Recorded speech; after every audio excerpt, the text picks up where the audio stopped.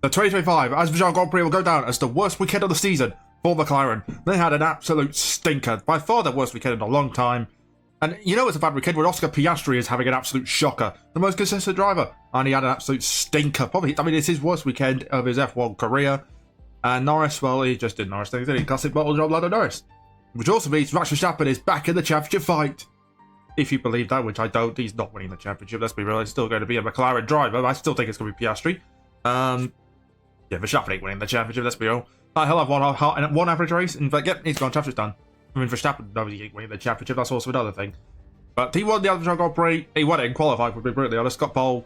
His nearest, I mean, he had a Sainz and Lawson. His next closest rival, I guess, was Russell, like 5th. He Verstappen had it in the bag from qualifying, and he absolutely dominated the race. A Grand Chelem, which is pole, fastest lap, lead every lap and win the race. So good job to Max Verstappen. George Russell, who was absolutely an absolute illness mess all weekend, still got managed to get P2. Great drive for him. And Carlos Sainz, who's had probably one of his worst seasons of his career, on the podium in 3rd for Williams. My lighting is playing up. Shocker. But a fantastic job from Sainz. Qualified P2, gets a podium, a well-deserved result for him. Liam Lawson got a fantastic result as well in P5 for Racing Bulls, his best result of the year. Antonelli, I forgot about him, for a great result as well in P4 for Mercedes.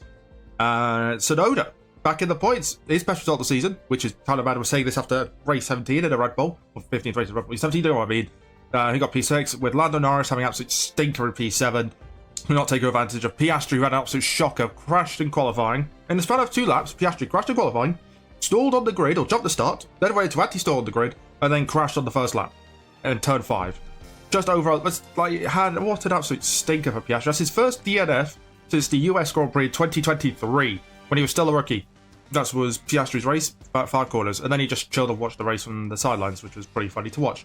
And then you also had, who else had? You had the Ferraris. I mean, you had a Ferrari had started the weekend sort of Friday, 1, 2, practice 2. Like, oh, Ferrari are back. They're going to win. Hamilton's going to win the race. They're going to podium, and then they finish 8th tonight. And then they couldn't even manage a driver swap correctly.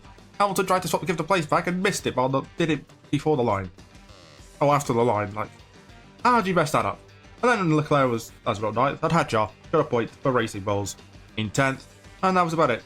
Yeah, Norris had a chance, and he did. It was basically Canada. It was a Canada race in terms of McLaren just nowhere.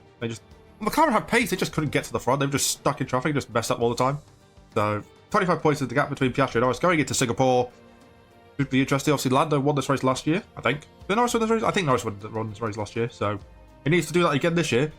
But otherwise, Piastri, despite DNF, is still in a very good position. So, Azerbaijan Grand Prix, it was a bit of a meh race, but the McLaren bottle jobs, who doesn't love that? So we'll see if they continue the bottle jobs into Verstappen's worst track in Singapore next week.